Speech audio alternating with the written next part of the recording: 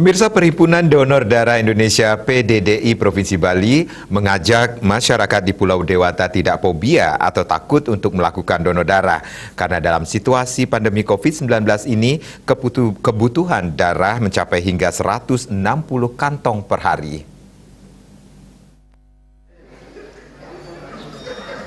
Ketua PDDI Provinsi Bali Iketut Pringgantara mengatakan, tingginya kebutuhan darah dari pendonor tak hanya untuk membantu perawatan pasien COVID-19, tetapi juga untuk pasien penyakit lainnya yang membutuhkan tindakan operasi. Pihaknya mencatat dalam kondisi pandemi ini, rata-rata kebutuhan darah di Bali dalam satu semester mencapai 10.000 kantong, dan pihaknya bersyukur selama ini masih bisa terpenuhi. Kegiatan donor darah oleh PDDI Bali tidak saja menggandeng kelompok masyarakat atau komunitas tertentu, namun juga dilaksanakan kegiatan donor darah berbasis banjar atau dusun. Saya mengimbau pada masyarakat Bali jangan sampai takut berdonor darah, karena donor darah itu adalah merupakan gaya hidup sehat.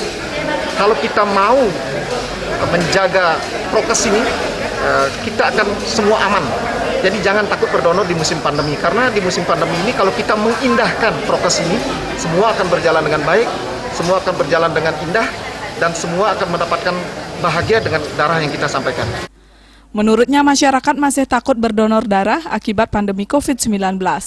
Untuk itu pihaknya berinisiatif mengambil tempat di Banjar yang aman dari zona COVID-19.